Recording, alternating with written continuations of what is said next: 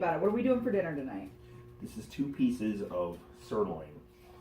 Discount sirloin. Discount sirloin. Woo woo. It tastes better when it's cheap. Discount sirloin always tastes better.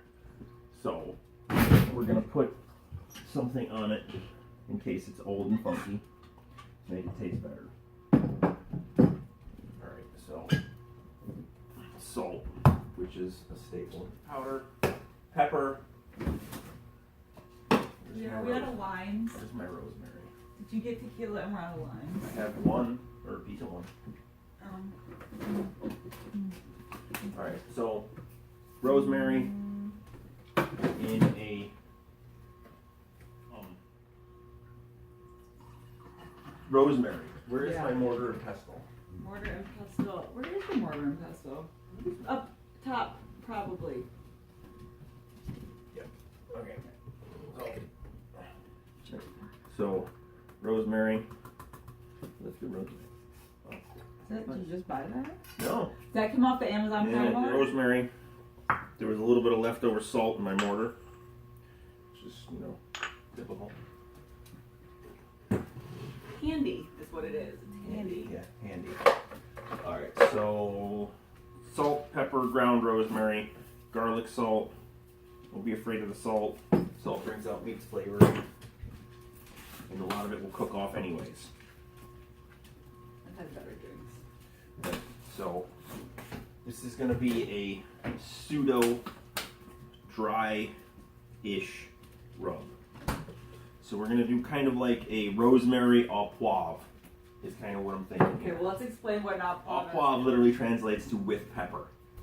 It's not great. It needs a little help. It's not great. Not my best. Okay, so literally translates to with pepper. That's right. So I did know that. we're going to do a little bit of a twist on Au Poivre. Because normally it's just straight coarse ground cracked pepper. So mix this up. Now, if I was eating carbohydrates, I would mix some of that Thai hot sauce into this to make a paste. All right, so we're going to use a very small amount of this, which smells freaking amazing. Okay, so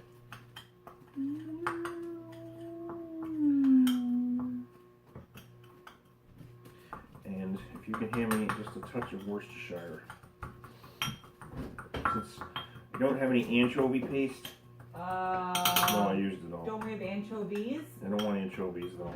We also have the things that go on deviled eggs. Capers. But they don't make for a good paste. So what we have, it kind of looks like dirt. Right? Look. Okay. And that's going to be the pseudo dry rub. Do you want any? Can I put these away for you? Wow, that's really good. Alright, so I'm just going to smear this onto the meat. Kind of like that. Normally a dry rub would sit for a while. We're hungry, so this isn't going to sit for a while. But we're going to give it a little bit because I still, as of this moment, don't know what I'm making with this. So that's a whole nother. Okay, so this meat is close to being a little bit funky, right? It won't hurt you, but if you smell it where it's brown, it gives you a little bit of that earthy, funky smell. Not going to hurt nothing. We're going to sear this over super high heat. So, if anything, it's going to tenderize the meat a little bit, because they do dry age steak. But it can be a little funky, which is why it was on sale. And why, for the life of me, I can't figure out why people don't buy it all up as soon as it comes out on sale. But that's neither here nor there. Well, I mean, I think part of it, not to get philosophical on this, but you see food very differently. Like I would never buy discounted meat, not because I was afraid of it. I forgot I had fresh parsley. Okay. But because I would never know what to do with it fast enough to cook it. Okay, so mushrooms. Yeah, those are the ones we need to use up, not the new ones. We've got celery root in there. What do we need to do with that? that I have no idea what I'm doing. Right. So, Sorry, I got distracted. okay. So this is celery root. I clearly know very little about it, but we're gonna see what we can do. So I'm gonna cut this into cubes. Okay, celery root in water. We're gonna put a little salt there. We're gonna start a little bit of bacon because we're gonna make a celery root and bacon hash. Our big dog doesn't ever eat his food. I guess that's what we're gonna make. Right? Does that sound bacon? Sliced into small pieces, kind of like pancetta. We're gonna try and crisp it. Bacon in the pan. We're gonna let that cook on low heat. That's our simmering burner, so that should just steep out pretty good. What I do is use the bacon fat to cook the celery root once it's cooked. Okay, and in the meantime, we're gonna get some onion. If I can have an onion. Do you want the fresh one from Amy? Yes. And we actually have regular celery as a side note too, which I will juice if you don't want to use. So I do like celery. So what I'm gonna do is I'm gonna do the steak in a cast iron pan instead of on the grill, so that I can The flat one or the skillet, yeah. Don't throw that away. That's good stuff. Do you want me to put it in the stock? The No, I'm freezer gonna bag? use it. Oh, okay. Just saying. Sorry. Sorry. It's an onion stem. Don't throw that away. So onion cubed or diced or whatever the hell you want to call it into a bowl. I'm not really sure where I'm going with this right yet, but my thinking is onions and mushrooms go pretty well on steak. So if I sear the steak and then finish it in a pan, I can then place the steak over top of the onions and mushrooms in the pan with a little bit of butter and some spices. It'll kind of make its own topping. Awesomeness. Right. I managed to kick the dog 4 times with 2 steps. Woman smells bacon, she can't help it. So bacon is bacon, as bacon does.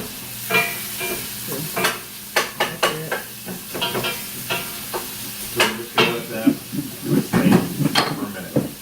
We gotta wait for that to finish because obviously our kitchen is so spacious, but I have all the cooking space I need. And I'm trying to make brownies over in the corner. So we're gonna season the onions and the mushrooms now, because I'm gonna sear the steak real fast, pull the steak out, get all those steaky goodnesses, and then deglaze it a little bit and dump the mushrooms and onions right in. And then right into the oven. Or at least that's the plan. Doesn't always work.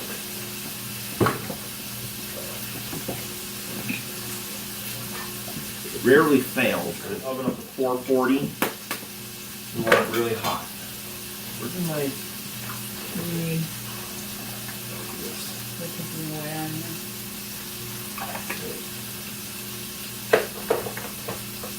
So.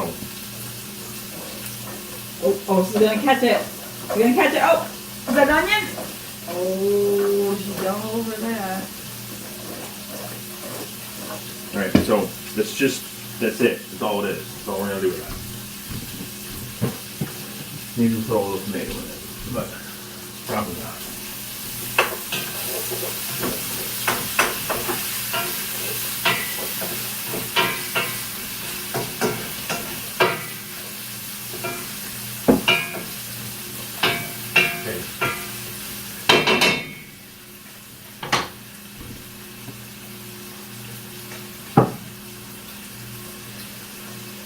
Cast iron. Okay.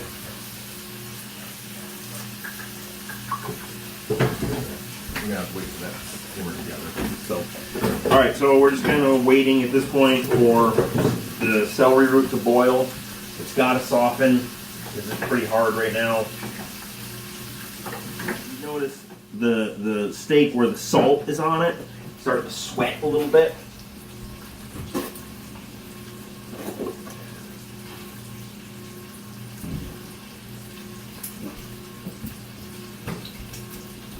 That's a good thing, not a bad thing. And throw a little bit of basil in here. I love that stupid basil grinder. Yeah. And I shouldn't, because I should love the fresh, like off the plant, but I think that's so cool. Rather than cook the onions and mushrooms with the meat, kind of speed things along a little bit here, I'm going to do it with the hash instead. Still deglaze the pan, but we'll just use it as a pan sauce. Ouch, ouch! He is now draining the celery root. My pseudo hash. Okay. That's there. We're gonna get this pan hot.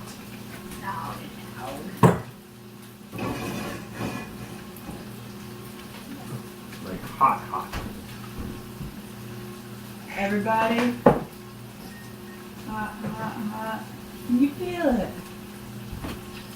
Buster Poindexter? What? I'm crying. I'm feeling crying. Hot, hot, hot.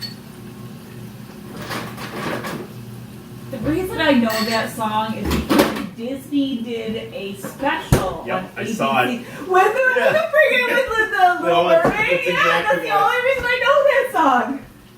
This was Sebastian. Celery root and bacon hash was not what I was anticipating making, but it kind of just came together like that. But it seems to work, so we're going to go with it. Now, to top it off, I think probably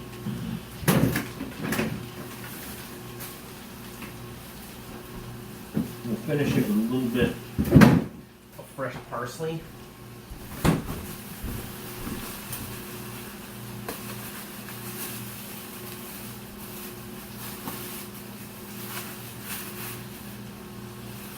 It's a pretty good little bunch. With parsley, I don't get fancy with it. Just cut some off. That's it. We'll put this in a bag.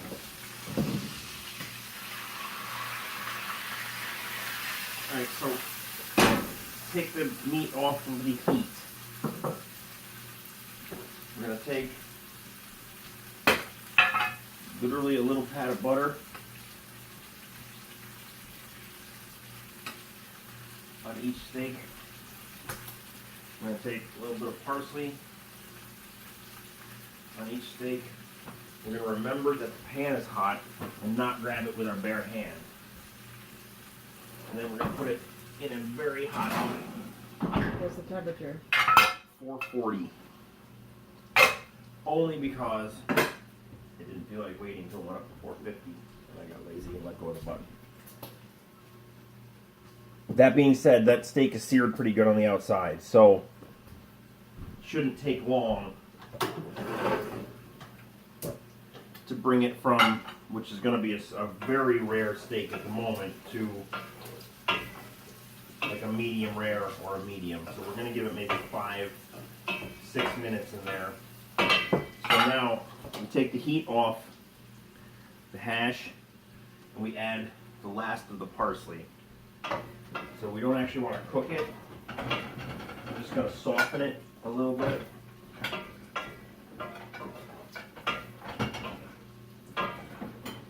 Just kind of let it chill there. That's pretty much it. When the steak comes out, we're ready to eat.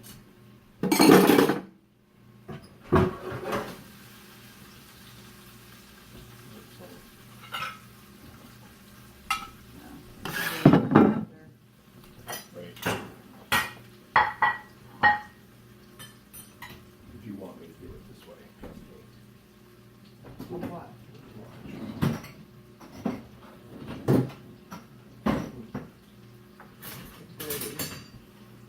21 or 30. Sorry, dog that was under my feet. So, a little bit of base layer.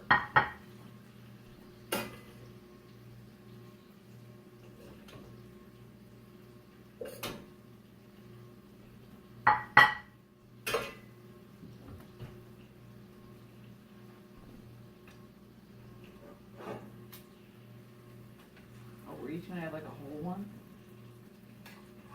Leftovers.